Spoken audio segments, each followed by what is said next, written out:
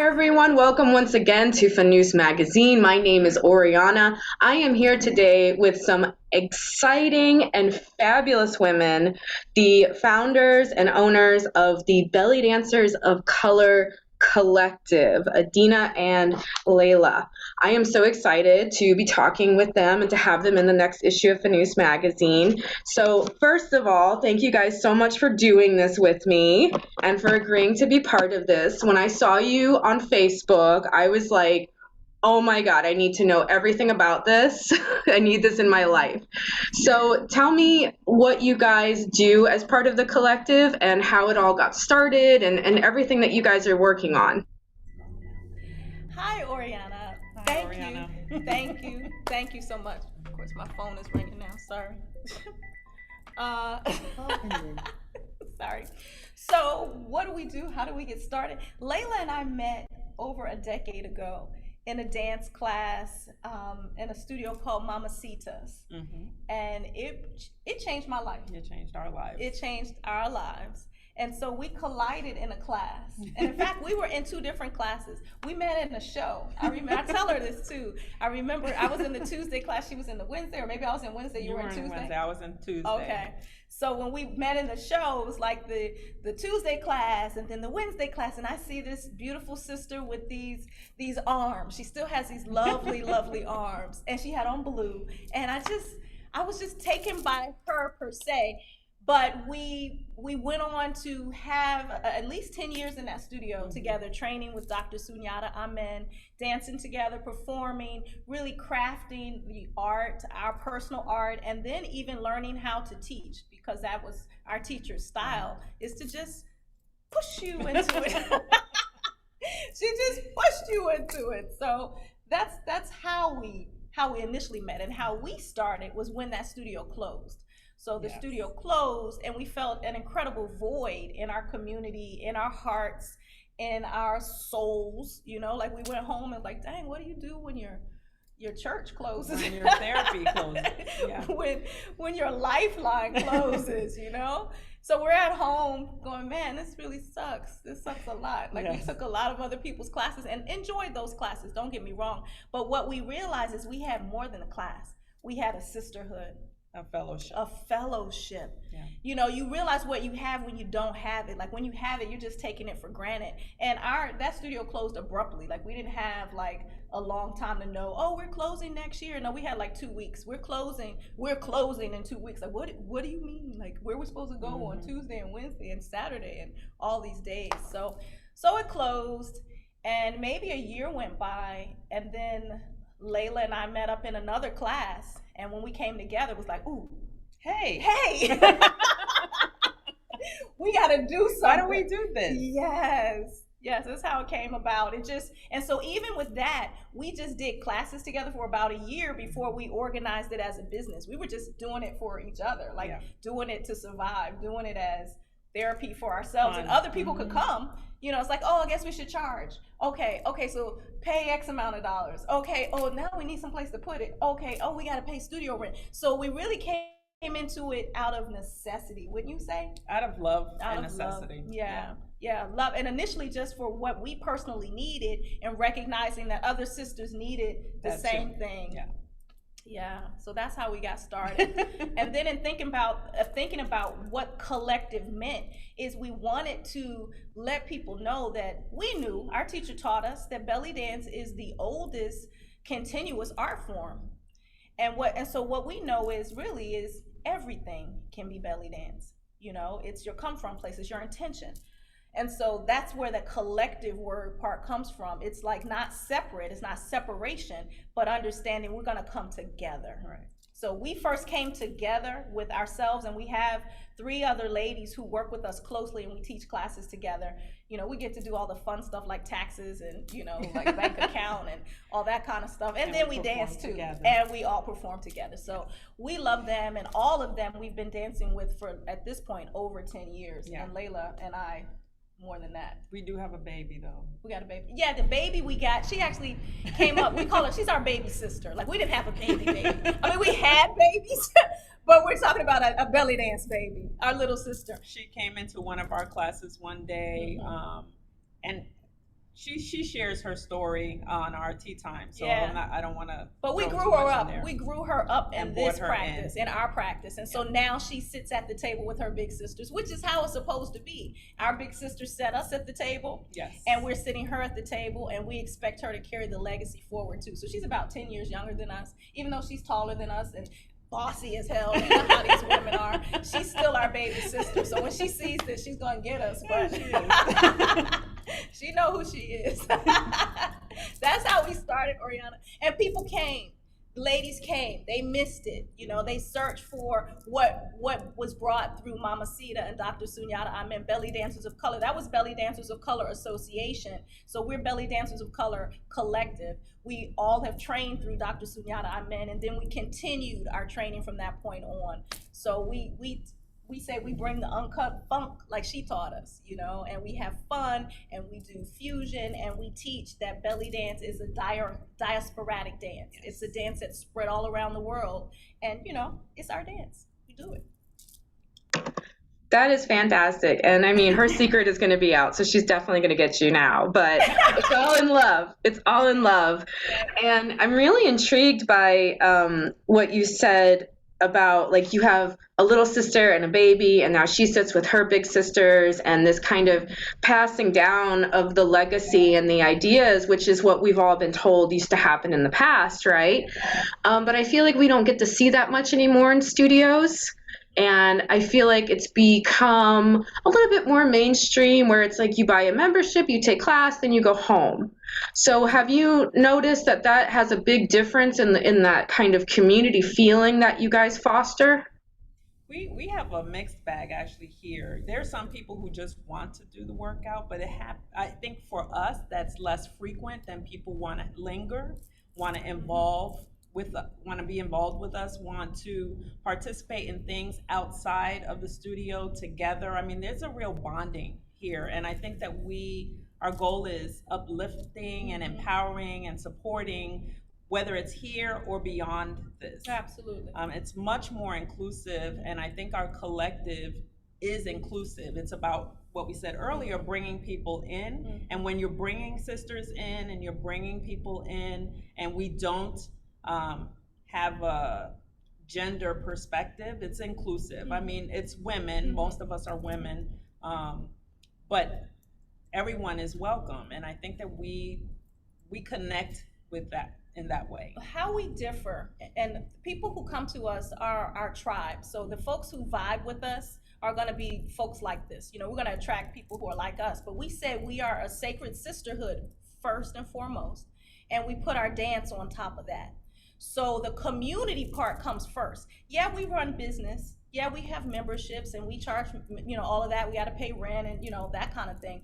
But we're a sisterhood first. And so we recognize that sisterhood, you know, maybe women have forgot how to be sisters, but we're relearning that. We're teaching ourselves that. We're demonstrating that. We're not in competition. No. Yes. And I think that's where we lead, and that's what our intention is, and that's where our spirit is that we want you to be with us. And so I think, and people start to get into their bodies and start to feel a sense of themselves, and that can be overwhelming. We've heard emotional from many of our students that they come in here and like, oh my God, I want to keep this to myself, but I think I want to share it too. Share it. One thing too that, like Layla said, is being a sisterhood, and that we know that it's more than just a fitness class. It's more than just a dance class.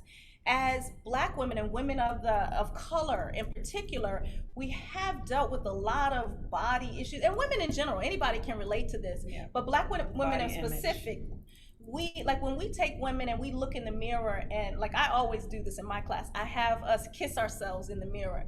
And sometimes, like, I've had ladies who couldn't even look at themselves. I'm like, keep looking at her, keep kissing her. She is the one who has your back always, you know? And so that right there, that self-love piece, it's a difference from just the artistry of dance. It's the artistry of self, and then we put that dance on top of that. So we're not exclusionary. We let everybody dance. We got from old ladies to young ladies to teenagers, like all ladies, and those who just want to be in feminine energy, because like Layla said, it's not gender exclusive, but it is feminine. So if the masculine comes in here and wants to dance with us, that's fine. They just know they're embracing their feminine side while we're in here, and that's all good. It's all good. So that is powerful. I got chills when you said the kiss yourself in the mirror. I did a workshop where we were guided to do mirror work, and I could not believe how difficult that was. You are absolutely right. It does bring up a lot from our past and our societal collective. And you touched on something about how specific it is for women and people of color in general in this art form. And I would say in the past year and a half, 2 years, we've seen some pretty problematic things and some very disappointing behavior. And I'm putting that very politely, from some of the professionals and well-known people in our larger belly dance community that has brought up a lot of these issues and a lot of these great discussions that we needed to have. But I would like to ask you, as a studio environment, what would you like to see happen in the belly dance community at large? What are the changes and the things that you would like to see start to come about? So Oriana, I would say belly dance is not in a vacuum. Okay, belly dance, the things that we see that are happening in the belly dance community are happening in the community at large. So it's not like, oh, belly dance is doing something crazy. No, the whole world is on some stuff that needs to shift. So belly dance wouldn't be any different from that. It's just endemic of what else is going on. So as we continue to heal, as we continue to really love ourselves and embrace our sisters across race, across all these different things, it starts with the self. You know, you can't treat your sister like crap and not feel like crap like yourself. Right. Even if you think that you don't. You know, those ones who are like so like snotty and that kind of stuff, I'm sending them love because they are on some BS. The fact of the matter is, I think that it's what Adina said. When you treat people badly, it's because you probably don't feel so hot about yourself.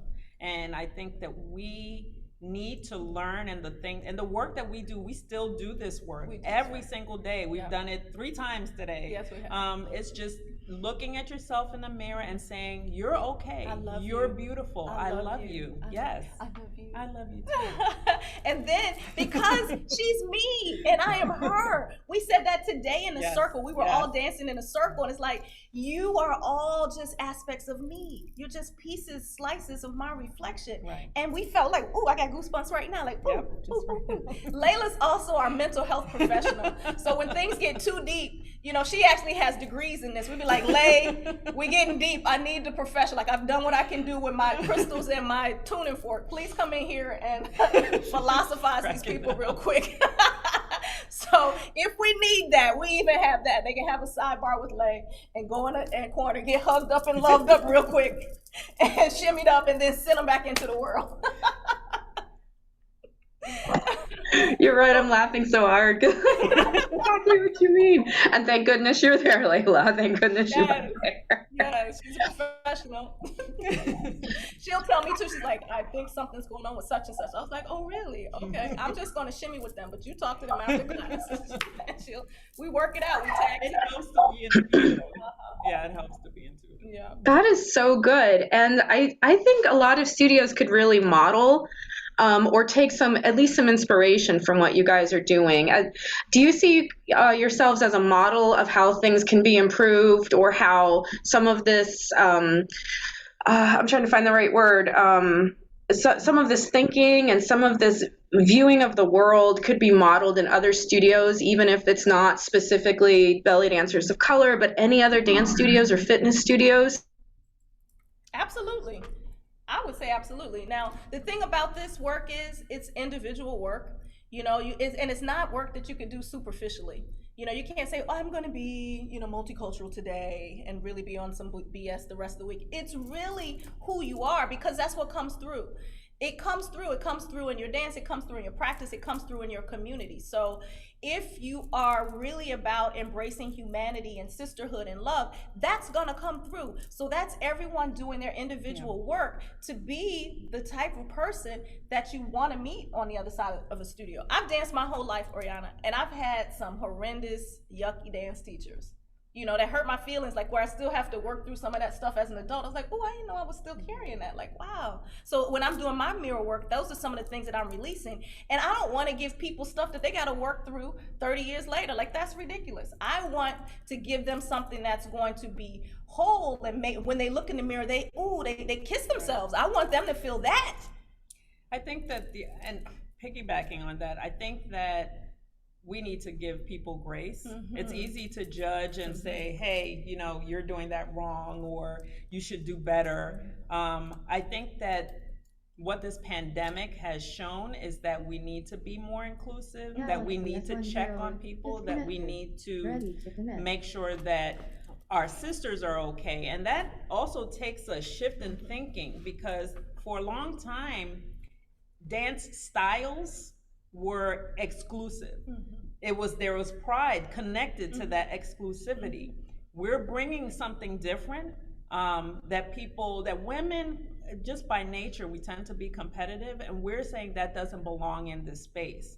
I think when you go to a lot of spaces that have been exclusive traditionally, there's a dynamic that automatically sets up a discomfort for someone who's uncertain about themselves, and then someone else who's like, I'm gonna do it. I'm gonna do it all, and I'm gonna do it better than everyone else. We don't apply that here, and I think that's actually intentional. It's internal. It's definitely intentional. It's a spiritual sense of being, and I think the reason why we are yin and yang is because we are both of that ilk. We both have that in our head. This is not something that you can't do. Everyone do it can your do way. This. Yeah, Yes. like do it your way and do it to the best of your ability. Yes. You know, we do posture, you know, in every class, of course, teaching the basics and that kind of thing. And so today I made the point of saying, this is where you are today.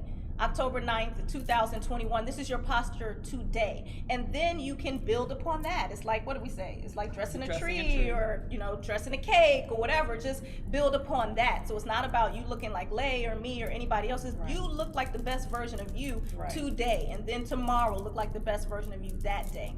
Competition is something that's taught. You know, when everybody's fed and you have shelter and that kind of thing, we don't have to like be scratching and killing each other for this stuff. Like, no, we don't. We can also teach how to cooperate and to dance together and to have that real sisterhood. And that's what we're working on ourselves and as a community. And that doesn't mean we don't have challenges, because of course we do. But what do we do in the challenge? Is we call ourselves up. We have our vent first. We do vent. We say, I'm getting ready to vent right now. And then we like, Lay. And she'd be like, Adina, now, you know, yes. I just had to get it out, you know. And we call ourselves up. So that's what we do. So I think it's a process. It's going to be a process for the dance community to shift into inclusivity. And some people that's going to be their new niche. That's going to be their thing. They're actually going to commit to it, and other people will not. I mean, and that we have to give them space as well. Yeah, I mean, they have grace to do whatever. Yeah. But if your whole thing is being something because you feel like you're better than someone else, what is that? Yeah. Like, why do you need to step on someone to be better? Like, what is that about? Like, that's something to look in the mirror and ask yourself, what is that about? You can be beautiful and graceful and appreciate the beauty and grace in your sister. It doesn't have to be, but I'm better than her. It doesn't have to be like that. And that's something I think that community, socially, we are taught that early. Like, we're taught competition, and we decided that doesn't apply in this space. It doesn't bring together. It separates. And so we're of the ilk, like you said, of how can we come together? How can we do this better? You know, we goof sometimes, but then we talk about it. How can we shift this? How can this get better? And we ask our students, what do you need from us? How can we do this differently? How can we support you? Yeah. And they tell us at times, and you know, sometimes they tell us by, you know, Oriana, you're a teacher too.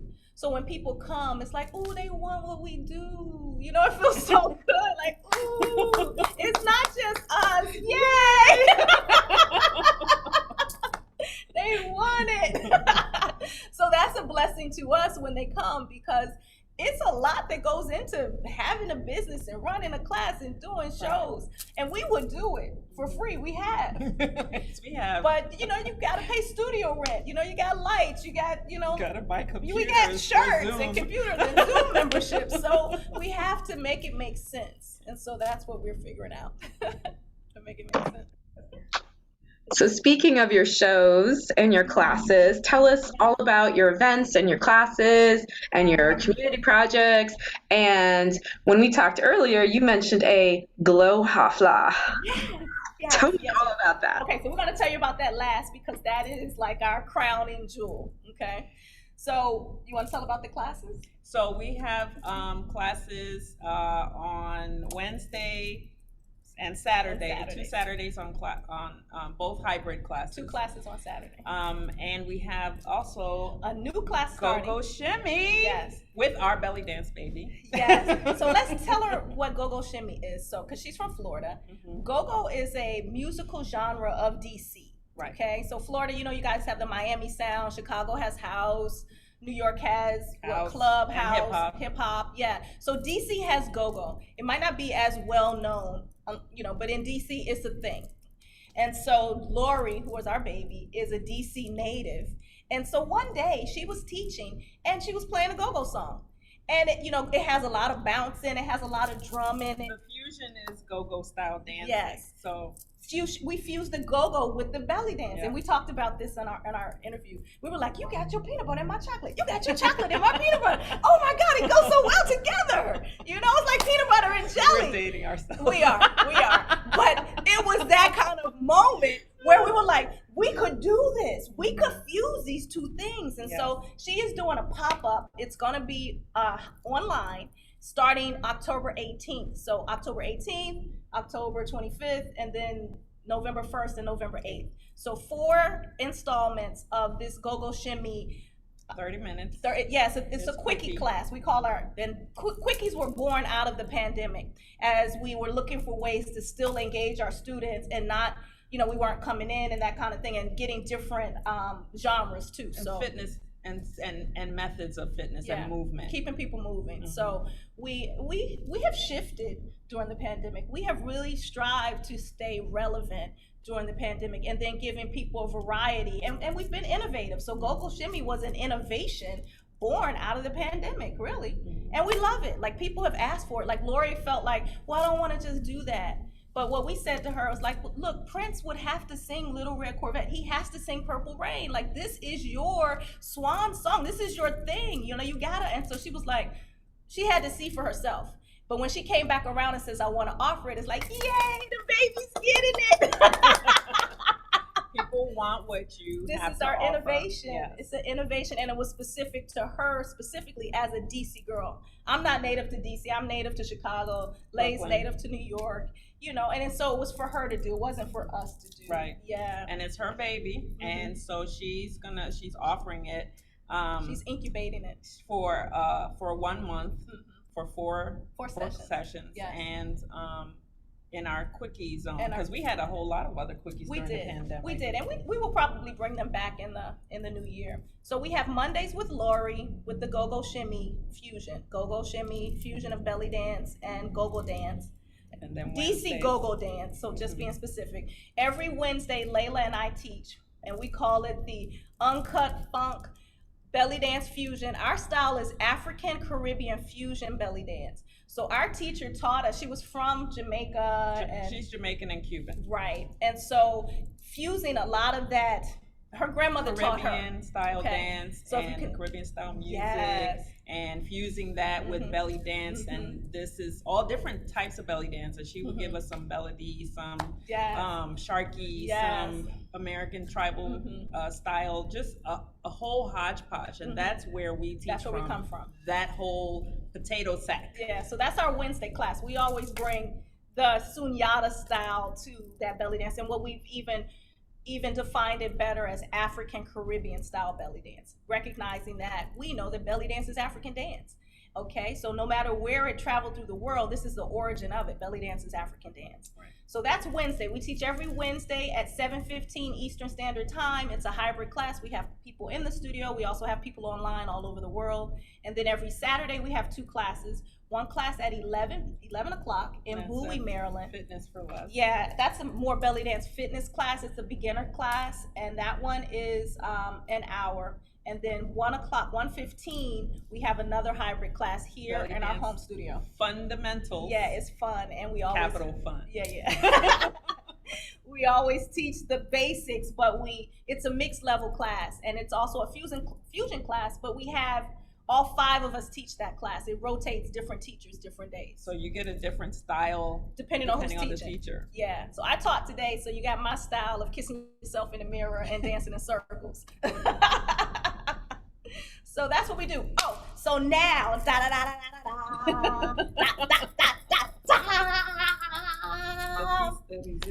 right. So we have a series that we started about 3 years ago called Feminine Fire First Fridays, okay? And we really focus on the divine feminine and bringing this energy up, and we have different teachers and artists who come to share from the cup of movement in the divine feminine space. The last Friday of the year is the first Friday in December. We have our Glow Hafla. And so the theme of it is being the light. This is the darkest point of the year. You know, we're moving toward the winter solstice, and we're going to be the light in the darkness. That's who we are. So we have different performers perform. So we perform, our groups perform, and then we have guest artists, our students, our group. We have guest artists that perform. And after the show, because of course we have this great show with old and young ladies performing. It's really great. Ladies in tutus and coin belts and bras. It's amazing. And fans. And fans. And veils. And veils. And hula hoops. Like we did all kind of stuff. Then we have a straight up just glow in the dark fun party. We have like the glow paint and the glow this, and we have a DJ and we have the black lights. It is just so much fun. Yes. It's the most fun you can have, maybe without drinking. We also have vendors at that event, and the last one we actually were able to do was in 2019, and it was huge. It was our biggest really event. Well attended, and we were so excited. We couldn't wait, and we planned. We couldn't wait for 2020. We couldn't wait for 2020. We're like 2020 is gonna be great. And then the world shut down. So this is very exciting for us to be able to offer this again at the end of this year. Yes, it's going to be our 5th one. So we've been on the block a minute. Yeah, so we're really excited to bring this to the people. We're going to be having it at our Fitness for Less studio. We have a really big venue there that can accommodate the amount of people we're going to have. So Oriana, you should come on up, perform, and be prepared to stay and party. Exactly, because it's going to be all the way live. You know, we'll paint you all over, and you know, it'll just give you the glow. Yes, belly dance glitter for everyone, glow everywhere. We're the light. We're the light. So yes, it's fun. Oh no, threaten me with a good time. Yes. Oh, I have to get on a plane and go perform with cool people and a glow light party? Oh no. Yeah, it sounds amazing. I think you can do it. I love how dramatic we are. You know, everybody says that, like you really bring the drama. Yeah, because that's who we are. You know, we're artists. If you're going to belly dance, just saying. This is who you are. It's totally who you are. Speaking of, who do you look up to? Like, who are your biggest inspirations in dance and in teaching? And like, when you think of, like you've mentioned your teacher a lot, but when you think of like who you want to exemplify and who you think are your role models, who do you think of? I love that question. Like Layla and I were thinking about that question earlier this afternoon. For me, I love Donna Mejia. She's in Denver. She's a beautiful teacher. I love how she comes to it from a very genuine, heartful place. Yeah. And almost very technical, but then still very artistic.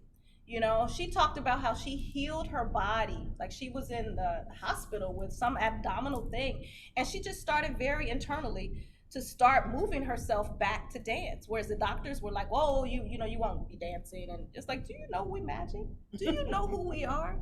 You know, she talks about the majesty of who we are as women and embodying this dance. So she's just a beautiful teacher. I love how she teaches. I love how she dances. I love how she moves. And I love that she's an older woman, as we mature.